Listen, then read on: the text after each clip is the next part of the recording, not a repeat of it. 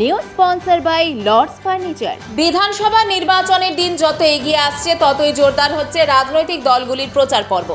ডান বাম সহ সব শিবিরেই ভোটের ময়দানে নিজেদের অবস্থান মজবুত করতে ব্যস্ত। এই আবহে 17 নম্বর জলপাইগুড়ি বিধানসভা কেন্দ্রের বিজেপি প্রার্থী অনন্তদেব অধিকারী মঙ্গলবার সকাল থেকেই প্রচারে নেমে পড়েন। দিনের শুরুতেই নিজের বাড়ি থেকে বেরিয়ে তিনি ধর্মীয় আচার পালনের মাধ্যমে প্রচারের সূচনা করেন। প্রথমে তিনি ভারত সেবাশ্রম সংঘে গিয়ে পুজো দেন। এরপর একে একে জলপাইগুড়ি গৌরীয় মঠ সৎসঙ্গ বিহার এবং মাসকালাই বাড়ি হনুমান মন্দিরে প্রার্থনা সেরে তিনি দিনের কর্মসূচি শুরু করেন। ধর্মীয় পর্ব শেষে কর্মীদের নিয়ে এলাকায় জনসংযোগে বেরিয়ে পড়েন বিজেপি প্রার্থী। প্রচারের ফাঁকে সামান্য বিরতি নিয়ে তিনি নেতাজি পাড়ার একটি চায়ের দোকানে দলীয় কর্মীদের সঙ্গে চায়ের আড্ডায় অংশ নেন। সেখানে সাধারণ ভোটারদের সঙ্গে সরাসরি কথা বলে তাদের অভাব অভিযোগও শোনেন তিনি। এদের প্রচারের মাঝে এক ব্যতিক্রমী দৃশ্য নজরে আসে। ভিন রাজ্য থেকে আগত নাগা সন্ন্যাসীর সঙ্গে দেখা হলে তার আশীর্বাদ গ্রহণ করেন অনন্তদেব অধিকারী। এই ঘটনাকে কেন্দ্র করে এলাকায় কৌতূহলের সৃষ্টি হয় এবং উপস্থিত মানুষের মধ্যে চর্চার বিষয় হয়ে ওঠে। সারাদিনের এই কর্মসূচির মাধ্যমে ভোটারদের কাছে পৌঁছানোর পাশাপাশি নিজের সাংগঠনিক শক্তি প্রদর্শনের বার্তাও দেন বিজেপি প্রার্থী।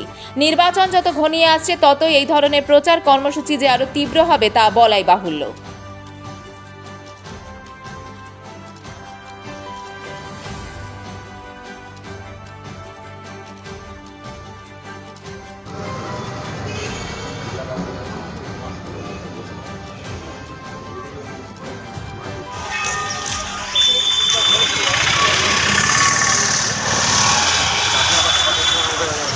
আমি সকালে শুরু করেছি ভারত সেবাশ্রম সংঘের মহারাজের আশীর্বাদ নিয়ে এবং নেক্সট হচ্ছে গৌরীয় মঠের আশীর্বাদ নিয়ে আসছে এখন হনুমান মন্দির এবং এর আগেই হচ্ছে সৎসঙ্গ বিহারে বাবা অনুকূল ঠাকুরের আশীর্বাদ নিয়ে প্রচার শুরু করেছি এবং বিভিন্ন জায়গায় যাচ্ছি, সুন্দর সাড়া পাচ্ছি, সবাই দুহাত তুলে আশীর্বাদ করছে এবং সব জায়গায় সবাই আমাকে কাছে টেনে নিচ্ছে।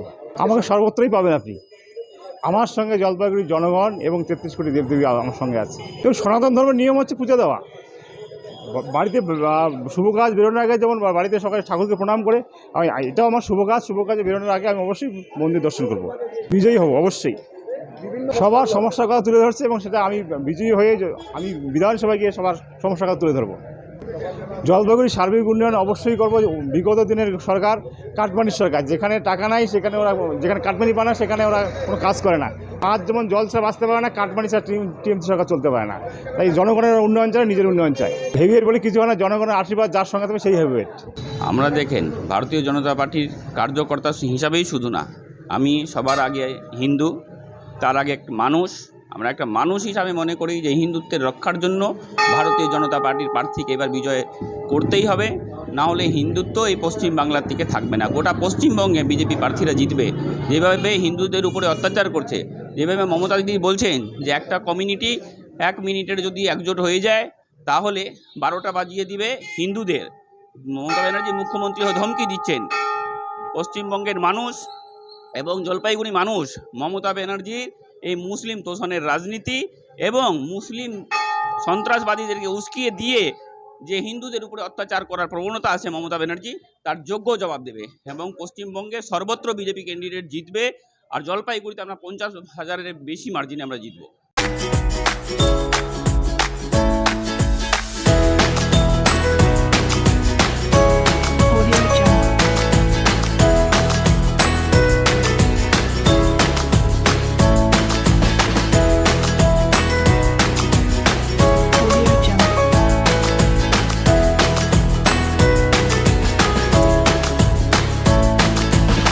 জলপাইগুড়ি মার্চেন্ট রোড আরবি দে কমপ্লেক্স সুবর্ণা। এখানে আপনারা পেয়ে যাবেন রকমারি গিফটের সম্ভার।